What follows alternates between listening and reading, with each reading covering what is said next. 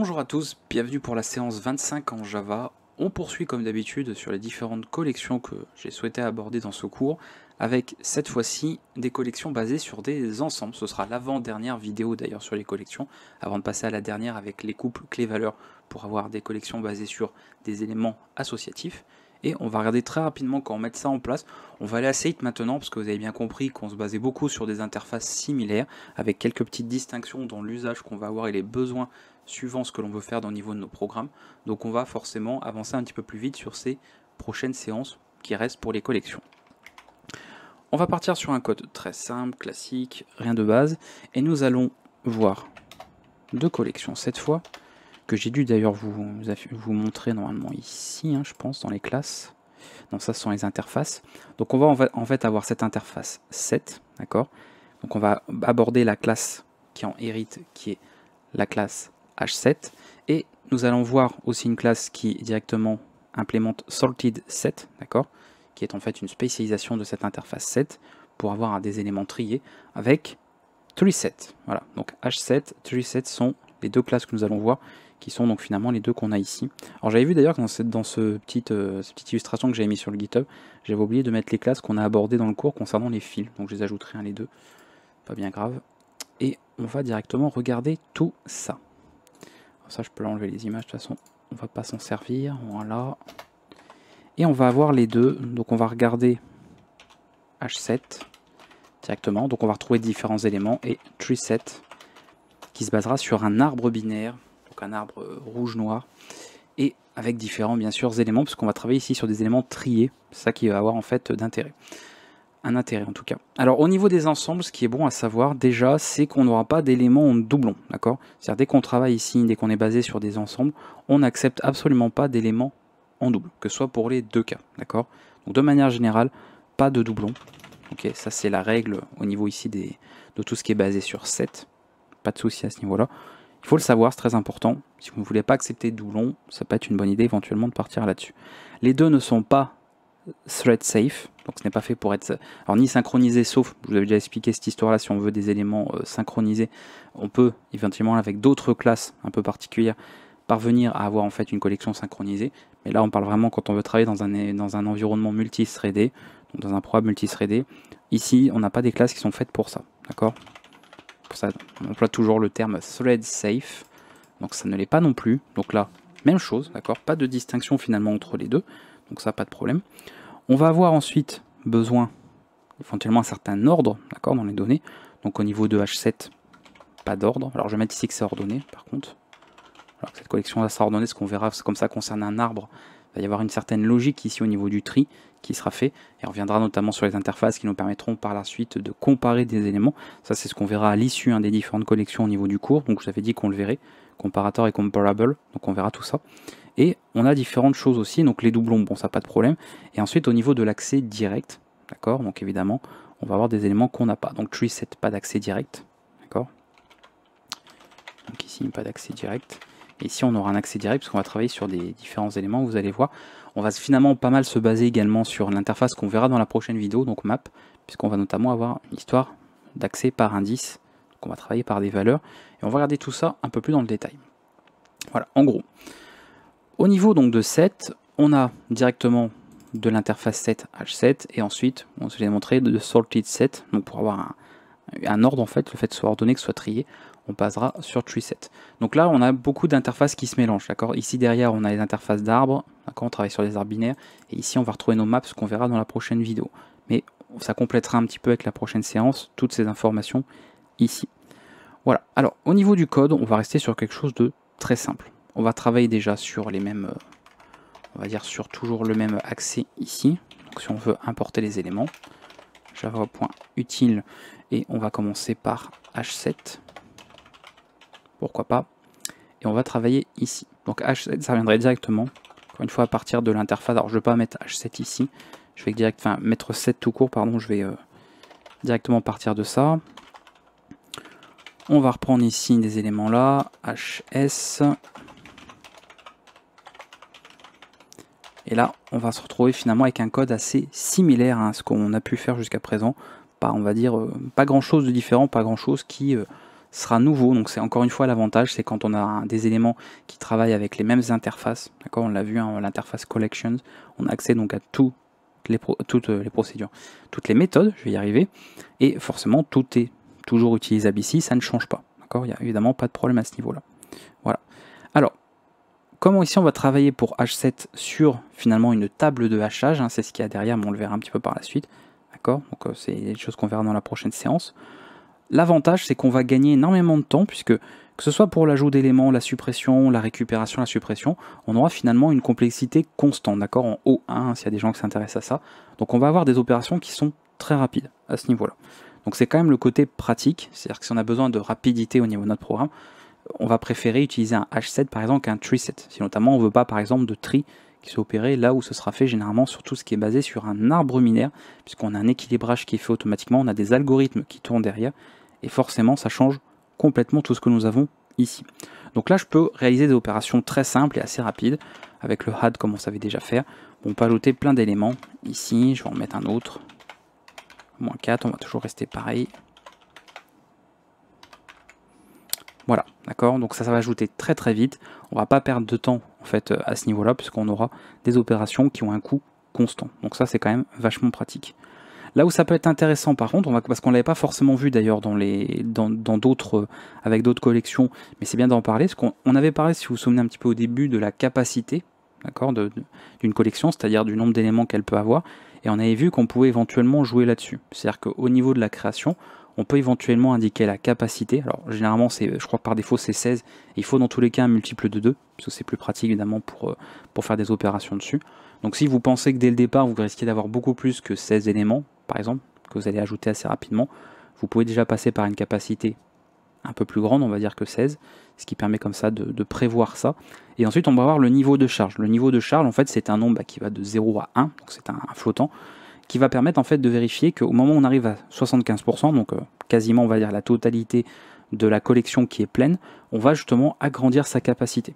Voilà, donc par défaut c'est géré à cette taille là, on peut mettre plus petit, on peut mettre plus haut, et ça vous permet comme ça d'optimiser éventuellement, parce que souvent quand on travaille avec des collections dans un vrai programme, on va travailler avec énormément de valeurs par la suite. Donc souvent quand on a par exemple des opérations qui sont un peu lentes, des traitements qui sont un peu lents, on va aussi beaucoup jouer là-dessus, pour éviter par exemple qu'il y ait des agrandissements de capacité qui soient faits de manière trop régulière. Si par exemple vous avez mis un taux de charge qui est trop bas, ou au contraire vous avez en fait prévu une taille déjà trop grande au départ dans votre collection, du genre vous aviez mis par exemple une taille de 100, alors qu'en fait votre collection elle ne dépassera jamais les 50 éléments par exemple. Donc tout ça c'est des choses qu'on peut prévoir à l'avance, et on peut s'arranger déjà pour avoir quelque chose qui est assez propre à ce niveau là. Voilà, donc ça classique, pas de changement. Donc si on veut régler les deux valeurs, par exemple je veux dire je veux une capacité de 50 et je veux ensuite que le niveau de charge soit par exemple 60%, je vais mettre ces genres de choses là. Voilà, donc dès que ce sera rempli à 60%, d'accord, les 60% des 50 éléments, la capacité sera agrandie. N'oubliez pas que ce sont des collections qui s'agrandissent, hein, c'est pas des tailles figées, on peut parfaitement ensuite s'adapter au nombre d'éléments qui sera ajouté en plus. Donc ça peut gérer, je vous le montre rapidement, on peut le faire comme ça. Donc on va retrouver bien sûr tous les éléments, si on veut supprimer, remove, etc. Tout ça on l'a déjà vu précédemment, je ne vais pas remontrer les mêmes choses à chaque fois, je pense que vous connaissez, il n'y a pas de problème. Donc on va pouvoir gérer toutes ces choses là. On aura également possibilité de vérifier des éléments, c'est-à-dire que là bon, je l'ai fait, je peux par exemple faire ceci, hs.contains et vérifier par exemple une valeur, du style est-ce que ça contient 388. On va faire ça comme ça va permettre comme ça de compiler un premier programme. D'ailleurs, j'avais pas du tout ouvert de terminal, mais c'est pas bien grave. Hop. Voilà. Ça, vous allez avoir l'exemple directement. J'ai oublié le point virgule. Je sais pas pourquoi. Je n'ai pas envie aujourd'hui. Hein. Il y a des jours. Très bien. Alors. Voilà. Donc l'élément est vérifié. Méthode contains qui permet de vérifier un élément, vous lui passez la valeur que vous voulez. Donc si vous travaillez sur des chaînes de caractères, il faudrait indiquer une chaîne de caractères, d'accord, parce que ça prend un objet, donc on peut avoir un type assez générique. Et ensuite vous faites la vérification de ce que vous voulez, d'accord. On a toujours accès bien sûr aux méthodes d'égalité pour comparer des éléments. On peut vider la collection, tout ça on connaît, il n'y a pas de problème. On peut vérifier si la collection est vide, mais là il y a pareil, il n'y a pas grand changement on va dire par rapport à tout ce qu'on a pu voir avant. Voilà, donc ça, faut le savoir, c'est quand même vachement pratique. Donc si on va accéder aux éléments, encore une fois, on aura quelque chose d'assez rapide en fonction de ce que l'on veut, en fonction de ce que l'on ne veut pas aussi. On aura un coût constant. D'accord, si je veux retirer ensuite l'élément ici, je retire 388, hop, le coût pareil. En fait, on se base sur une table de hachage, donc il y a tout un système d'index qui est fait, donc on sait facilement retrouver les éléments. Donc on a évidemment des suppressions qui sont rapides. C'est là tout l'intérêt. Voilà, et là, évidemment, on n'a pas de oui puisqu'il vient d'être retiré. Donc je passe assez vite parce que c'est du code qu'on va retrouver assez régulièrement. On va encore une fois pouvoir réappliquer un peu la même chose. Et c'est vraiment quand vous en aurez besoin précisément de ce type de collection que vous pousserez sûrement un peu plus loin. Encore une fois, le but des vidéos, c'est pas d'énumérer tout, ça n'aurait vraiment aucun sens. C'est plus de, parmi toute cette liste finalement de classes, d'interfaces qu'on a où les gens peuvent se perdre, surtout quand ils débutent, bah, d'en sortir quelques-unes, dire bah voilà, celle-là c'est intéressant bah, d'aller se pencher un petit peu sur celle-ci, parce qu'elle peut servir à faire telle chose. Et après, encore une fois, vous aurez comme ça un petit groupe de classes qui seront utilisables, ou même d'interfaces, qu'on peut travailler avec l'interface au niveau des programmes que vous ferez en Java, et c'est avec l'expérience que vous saurez de mieux en mieux finalement choisir quelles sont les bonnes collections à adopter en fonction des données que vous voulez, avec lesquelles vous voulez travailler. Donc ça, je pourrais malheureusement pas vous l'apprendre, c'est quelque chose que vous apprendrez en pratiquant. Moi, je peux que vous enseigner les choses, vous les transmettre. Après, c'est vous qui progressez vous-même par l'expérience, par la pratique. Je vais passer assez vite sur TreeSet, on va revenir de toute façon un peu sur H7, hein, on va pas se contenter seulement de ces informations-là, mais du coup il faut le savoir, d'accord. Il faut savoir également que tous les éléments, on en a parlé, mais bon, on n'a pas encore fait tout le tour avec la comparaison d'éléments. Tout ce que vous allez ajouter dans une collection set, alors que ce soit sur H7 d'ailleurs ou TreeSet, vont devoir réimplémenter les méthodes equals et hashcode. Alors pourquoi? Bah, tout simplement parce que la vérification va se faire de cette manière. Comme on ne veut pas de doublons, comme je vous ai expliqué, pour vérifier l'unicité d'un élément, on va vérifier déjà si l'élément existe. Alors on va vérifier surtout en fait le hashcode, d'accord. Le hashcode en fait bah, c'est plus ou moins un code qu'on va obtenir qui est un peu l'identifiant de l'information. C'est-à-dire ce 15 par exemple, bah, il aura un hashcode. Alors je mets une valeur vraiment au pif comme ça, d'accord. Et lui aura autre chose.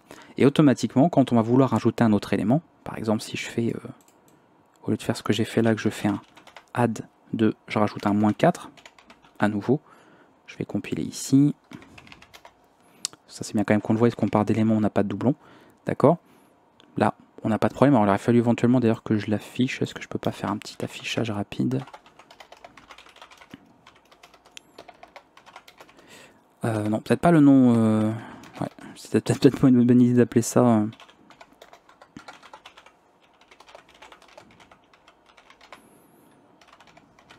Ok. Voilà, donc vous voyez différemment, on n'a pas d'erreurs, d'accord, d'exception, d'erreurs qui sont signalées. Par contre, si vous regardez au niveau de l'affichage de différents éléments, et ben le -4 ici que j'ai voulu ajouter après, ça n'a pas été fait. Ça a été en fait une opération ici complètement ignorée. C'est aussi là l'avantage, comme je vous ai dit, c'est un coût constant. Donc automatiquement, on va vérifier en fait les hashcodes, voir si on n'a pas le hashcode qui existe déjà dans notre collection.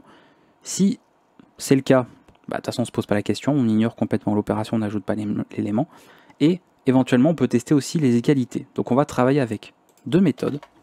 La méthode hashcode. Alors ça, si vous regardez un petit peu dans Java, vous allez la retrouver un petit peu à toutes les sauces. Et la méthode de comparaison. Donc si on travaille avec des entiers, des chaînes de caractères, etc., ce sont, on le sait, des types qui sont déjà intégrés au langage. Donc ils ont déjà toute leur réimplémentation. Donc on va parfaitement pouvoir en fait gérer tout ça. Maintenant, si on revient aux exemples qu'on avait vus précédemment, par exemple joueur, hein, je travaille par exemple avec des éléments player et que là je me mets à faire une table de joueurs, d'accord, une table de hachage de joueurs, il faudra forcément que dans votre classe, vous ayez en fait réécrit, surchargé en fait ces deux méthodes-là, hashcode et equals, il faudra que ce soit réimplémenté, tout simplement pour indiquer bah, comment vous en fait calculez le hashcode pour un joueur et comment vous en fait vérifiez, d'accord, l'égalité entre deux joueurs. Donc ça c'est des choses qu'il faudra réimplémenter parce que votre machine, elle ne sait pas par défaut ce qu'est un joueur quand vous créez en fait ce type d'information, ce type de données. Donc ça paraît logique, parce qu'encore une fois, il faut qu'on puisse vérifier les doublons pour interdire tout simplement l'ajout de doublons dans la collection. C'est très important. Le set, tout ce qui est à base de set, donc d'ensemble, ne doit pas accepter de doublons. Ça c'est vraiment la première chose à savoir concernant ce type de collection. Une fois que vous savez ça, vous avez compris déjà la grande majorité des choses. Voilà. On va pouvoir passer finalement à une autre partie intéressante qui va nous accompagner d'ailleurs pour la prochaine séance aussi, tout ce qui se base donc sur les arbres binaires, donc les arbres black red, vous pouvez regarder red black, vous pouvez voir il y a tout un exemple d'algorithme important sur ces types d'arbres binaires pour pouvoir faire des équilibrages, tout ça, des rotations pour que ce soit bien équilibré et donc optimiser les parcours, optimiser tout ce qui est recherche, etc. On va travailler, et c'est là-dessus que va reposer finalement TreeSet, qui reste également un système d'ensemble, mais non pas basé cette fois sur une table de hachage, mais basé justement sur notre arbre. Donc là, pas d'accès direct, hein, encore une fois, c'est pour ça qu'on n'aura pas de coût constant sur l'ajout, etc. C'est pas comme ici, on va avoir ici notre arbre binaire. Donc l'arbre binaire, on va tout changer, voilà, je vais juste faire ça là, hop. L'avantage c'est qu'en changeant juste un mot, on a ça. Je vais laisser le code tel quel, voilà, j'ai juste changé le type, hein. Si j'ai pas oublié autre chose, normalement c'est bon. Voilà. Donc oui, parce que vous voyez que contains fonctionne aussi, hein, c'est basé de set, donc il n'y a pas de problème. Comment dire, ils utilisent la même interface, donc il n'y a pas de souci. Et là on voit pareil que l'élément en plus n'a pas été ajouté, toujours le même principe, donc il y a toujours cette histoire de contain, etc. Alors là c'est différent parce que autant pour H7, on va avoir besoin de réimplémenter equals et hcode, pour TreeSet, puisqu'il ne s'agit pas d'éléments notamment en accès direct, et qu'on travaille sur des arbres, il va falloir justement utiliser les méthodes compare et les méthodes compare_to, d'accord, celles que nous verrons justement avec les différentes interfaces, comme je vous avais dit à l'issue de ces quelques vidéos sur les collections. Donc il faudra réimplémenter tout ça. Toujours même principe, si vous avez des joueurs, si vous avez une autre classe que vous avez créée, vous devez réimplémenter ces deux méthodes, compare, compare_to, qui va permettre ensuite de vérifier justement ce qu'il faut pour ne pas ajouter des éléments en double dans votre ici TreeSet. Donc ça c'est important. Donc là la différence c'est que les éléments, comme vous le voyez, ils sont triés. D'accord, c'est-à-dire qu'on a des algorithmes qui tournent derrière, qui sont faits au fur et à mesure des opérations, pour garder les éléments triés. Donc là, ça suit un ordre naturel que l'arbre, donc les algorithmes savent très bien faire, trier des entiers, il n'y a pas de problème, ça va être fait. Et vous comprenez pourquoi, quand on va travailler notamment sur, par exemple, des joueurs, ce sera à vous, en fait, en tant que développeur, de dire comment je trie des joueurs. Donc on utilise ce qu'on appelle en informatique des éléments discriminants, parce qu'il faut bien, voilà, pour dire un joueur est plus petit, on va dire, et inférieur à un autre. Dans le sens, pas il est moins intéressant ou autre, bien évidemment, mais plus qu'il va avoir des éléments, on va choisir arbitrairement des propriétés d'un objet, donc de classe joueur, qui permettront d'effectuer un tri. Parce que si on doit avoir ici une collection triée, c'est le but de TreeSet, un ensemble, sans éléments doublons, c'est à vous d'indiquer arbitrairement quelles règles doivent suivre les joueurs pour pouvoir être triés. Voilà, et dire dans quel ordre en fait vous les mettez. Ça peut être par exemple suivant leur niveau, si on parle de joueurs dans un jeu, par rapport aux classes, par rapport aux noms, enfin ça peut être. Il peut y avoir différents éléments, on peut même trier sur plusieurs éléments aussi. Donc voilà pourquoi déjà TreeSet sera beaucoup plus long, d'accord, au niveau des opérations, évidemment qu'un H7. On comprend parfaitement. Vous imaginez qu'on travaille derrière avec un arbre binaire, c'est quelque chose qui est assez lourd en termes de structure de données. On va avoir des rotations qui vont être faites pour pouvoir équilibrer cet arbre, et on va faire aussi en sorte que tout soit trié. Donc forcément, il y a beaucoup plus d'opérations, même si le code, vous voyez, ne change pas beaucoup en fait, on change juste le type au niveau du code. Il se passe beaucoup plus de choses derrière au niveau des algorithmes qui sont exécutés par Java, donc la machine, que par rapport à H7 où on a quand même beaucoup d'accès direct. Donc on gagne énormément de temps. Donc forcément, quelqu'un qui ne veut pas d'éléments triés, d'accord, d'éléments ordonnés sur un ordre de tri, aura tout intérêt à utiliser H7. Ça va de soi. Si vous êtes en train d'utiliser du TreeSet alors que vous voulez finalement ajouter plein d'éléments, supprimer, accéder à des éléments et que vous vous fichez du tri, vous avez malheureusement choisi la mauvaise classe finalement de collection pour votre programme. Donc tout ça, encore une fois, l'expérience vous l'apprendra, la pratique vous l'apprendra. Et vous en rendrez très vite compte, quand vous travaillerez sur des grosses collections, vous verrez des temps d'exécution très, on va dire différents. Voilà. Des fois, le simple changement finalement d'un type de collection peut faire gagner plusieurs secondes, dizaines de secondes dans l'exécution d'un programme. Voilà. Là, pour le coup, on ne parle pas simplement de gagner 0,02 secondes à l'exécution. Non, quand on travaille sur du tri, quand on travaille sur des parcours d'éléments, sur de la recherche, ça peut se jouer en plusieurs dizaines de secondes si vous utilisez finalement les mauvais types. Donc tout ça, il faut vraiment l'apprendre, il va falloir vous familiariser avec ces différentes choses-là. Voilà, donc TreeSet, ce tri est très important, et on va encore une fois devoir réimplémenter compare et compare_to si on travaille avec des types de données un peu particuliers. D'accord, ça il faut le savoir.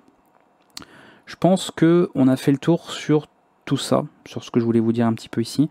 Est-ce qu'éventuellement on peut prendre un autre exemple, mais je pense pas de toute façon. Si on veut faire un parcours, est-ce qu'on remonte vite fait un parcours, même si on connaît, mais il n'y aura pas tellement d'éléments. Alors oui, je ne l'ai pas dit, c'est vrai, mais bon, ça, je pense que maintenant vous l'avez compris, parce qu'on l'a quand même pas mal répété avant. H7 ne garantit pas d'ordre, d'accord, dans les éléments, ça peut même changer. Parce que comme on va se baser finalement sur du hashcode, sur des index, d'accord, sur des éléments associatifs, on a une table de hachage, forcément, en fonction des nouveaux éléments que vous allez ajouter, retirer tout ça, bah, l'ordre hein, qui sera affiché si vous parcourez hein, la totalité de la collection peut changer. Donc évidemment, aucune garantie ici au niveau de l'ordre, d'accord. Là où TreeSet bah, va régler les éléments, d'accord, va les trier suivant ce qu'il est capable de faire. Donc ça, a priori, moins 4 restera toujours un nombre entier inférieur à 15, et 15 restera toujours, a priori, inférieur à 388. Ça ne risque pas de changer, d'accord. Donc attention bien sûr à ça, et c'est aussi ça qui fait qu'en fonction de l'usage que l'on veut, on va plutôt pencher pour tel ou tel type de données. Donc c'est à vous de le savoir et à vous de prendre tout ça en compte. On va pouvoir aussi, alors ça fonctionne un petit peu pour les deux, récupérer différents éléments. L'avantage c'est qu'on va pouvoir travailler avec pas mal de choses. Alors par exemple je peux faire un system.out println, par exemple de faire un first, comme ceci, sans oublier finalement. Alors je risque peut-être de me gourer dans les noms de méthodes, parce qu'il y a tellement de méthodes des fois, ça aide d'un langage à l'autre. Bon là c'est bon, je m'en souviens donc très bien. Voilà, donc on a plusieurs accès comme ça, first, last. Alors c'est pareil ça, si vous avez besoin de souvent faire ce genre d'opération, H7 sera plus optimisé. Alors je ne rechange pas le type parce que c'est la même chose, hein. Là je pourrais changer par H7. C'est vrai qu'au niveau de l'avantage d'avoir des choses qui implémentent des interfaces, c'est qu'au final on peut retrouver toutes les méthodes identiques. Grâce au polymorphisme, évidemment, les bonnes méthodes seront appelées, donc il n'y a pas de problème. Voilà, j'aurais même pu faire ce truc là, d'accord. J'aurais pu faire ça comme ça, pareil, pour dire que ça part vraiment de cette interface là, voire même là plutôt de sorted set, puisque on part plutôt de celle-ci pour TreeSet, il n'y aurait pas de problème. Je vais remettre tel que c'était. Voilà, on a d'autres méthodes, alors vous avez first, last, classique, hein, ça on connaît. On va partir aussi de l'élément, alors là on peut faire carrément par exemple un sous-ensemble, on peut récupérer finalement un sous-ensemble d'éléments, pourquoi pas. Ce qu'on peut faire aussi éventuellement, ce qu'on peut faire de ça, head, je crois que c'est head7, et ensuite partir de l'élément, alors par contre ouais, j'en ai pas beaucoup là des éléments, il n'y en a vraiment pas beaucoup. On va en ajouter d'autres, on va faire un...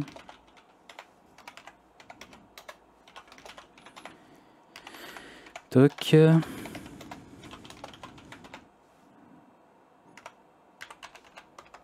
Alors, on va prendre des grandes valeurs. Ça, on aura quelque chose d'assez grand.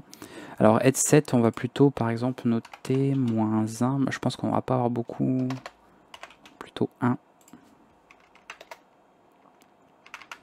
Parce que comme nous travaillons avec des ensembles, on peut faire de l'extraction. C'est-à-dire que dans des ensembles, on peut extraire des sous-ensembles parfaitement.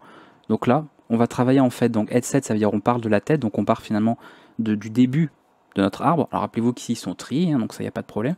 Et on va s'arrêter finalement à l'élément indiqué en paramètres. Donc il sera, celui-là, exclu. D'accord, quand on dit qu'on arrive jusqu'à un endroit, vous savez qu'on prend une fourchette de valeurs du style from A to B, d'accord, to B. Ça veut dire que celle-là est inclus, donc ça c'est ce qu'on fait beaucoup en mathématiques. Et la deuxième, en fait, le max en fait, est exclu, toujours, d'accord. A est toujours inclus dans l'extraction qu'on veut faire, et celui-là est toujours exclu. Java donc suit cette règle-là. Donc ici, je lui dis de prendre en fait toute la tête finalement de l'ensemble, jusqu'à la valeur 1, mais exclue. Donc c'est pour ça que vous voyez, si on prend toutes les valeurs qu'on a dans notre ensemble ici, on a effectivement celle-ci, ensuite on a ça, ensuite on a ça, et après 1, mais comme il est exclu, on ne note pas. Donc on a bien récupéré cet ensemble-là. Si je fais l'inverse, c'est tail, donc la queue, c'est pas la tête de notre arbre ici, on va avoir l'inverse, d'accord. Comme ici, ça part de 1, et que je vous ai dit que quand ça part de quelque part, c'est inclus, automatiquement le 1 est noté. Voilà, on peut faire ce genre de choses-là. Après, on peut faire l'inverse, on peut carrément faire un sous-ensemble, donc le fameux from d'une valeur à une autre valeur. Donc là, ça va être subset, a priori, je pense que c'est ça le nom, si je dis pas de bêtises. Et là, on va faire, je sais pas, on peut prendre par exemple de -4 à quelle valeur exclue, 388 exclus, voilà, donc ça prendra comme ça 155. Voilà, je fais ça, et voilà, d'accord, -4, -1, 1, 15, 155, et le 388 est exclu. Donc la première valeur, le premier paramètre a été inclus dans l'ensemble qu'on a extrait, et celle-ci a été exclue. Mais on s'arrêtait juste avant, finalement. Donc ça, c'est plein d'opérations qu'on peut faire aussi sur ces différents éléments, H7, TreeSet, encore une fois sur les ensembles, d'accord. C'est tout ce qui est basé finalement sur le sorted set, on peut travailler sur tout ça. Donc n'hésitez pas, comme TreeSet ici implémente l'interface sorted set, on peut parfaitement travailler là-dessus, il n'y a aucun problème. Donc ça, il ne faut pas hésiter à s'en servir, je pense que vous en aurez pas mal l'usage dans certains cas. Voilà, je pense que on a fait pas mal le tour. Encore une fois, bah, tout ce qu'on a vu sur les itérateurs, tout ce qu'on a vu sur plein d'autres méthodes hein, qui sont directement implémentées par l'interface Collection, hein, qu'on retrouve dans l'interface Collection. N'hésitez pas à le tester. Encore une fois, c'est l'avantage avec ce type de séance, c'est qu'on a plein de choses qui se réunissent ensemble, qui travaillent un petit peu avec les mêmes interfaces. Donc forcément, je suis loin de vous remontrer à chaque fois tout ce qu'on a déjà vu sur chaque type de collection. Donc à vous de le tester de votre côté pour voir. Mais là, vous voyez un petit peu quelques spécificités supplémentaires, d'accord, en fonction. Donc ça, c'est vrai que je ne l'ai pas dit. Enfin, je ne l'ai pas dit, mais je ne l'ai pas noté plus tôt. Hein, donc évidemment, pour H7, ici, on va, encore une fois, devoir implémenter tout ça. Si on travaille, encore une fois, avec des types particuliers, d'accord. Et si on est avec TreeSet, je vais le noter, parce que c'est vrai que je le dis à l'oral, mais peut-être qu'il y a des gens qui, si c'est dit à l'oral, ne comprennent pas ce que je veux dire, même si on le verra plus tard. Voilà. Et TreeSet, si vous travaillez avec un type de données particulier, devra réimplémenter cette méthode et cette méthode-ci. Voilà. Mais on verra tout ça de toute façon dans le cours, vous inquiétez pas. Je vous avais dit que j'ai prévu une vidéo dédiée à cela. Et on peut faire plein de choses avec ces petites méthodes-là, mine de rien. Donc on verra tout ça ensemble. Voilà, je pense qu'on a fait le tour. Comme d'habitude, s'il y a d'autres questions, évidemment, n'hésitez pas. Hein, c'est classique. Toujours pareil, si vous avez d'autres questions par rapport à tout ça. Je pense qu'on a pas mal avancé. Pour la prochaine séance, on verra tout ce qui est vraiment associatif. Donc on va reprendre un peu ce système, parce que vous allez voir qu'on va travailler sur HMap, donc une map mais basée sur une table de hachage, et tree map, je vais y arriver. Donc là on aura encore une fois cette idée d'arbre binaire avec ces éléments triés. C'est-à-dire basé sur une sorted map finalement. Donc on retrouve un petit peu ce même couple ici de classes qu'on peut utiliser, avec autre chose derrière, parce qu'on base sur map, mais en même temps, soit on est sur une table de hachage derrière, soit on est sur un arbre binaire. Donc on va retrouver pas mal d'opérations, un peu les mêmes règles aussi de ce qu'on a vu là.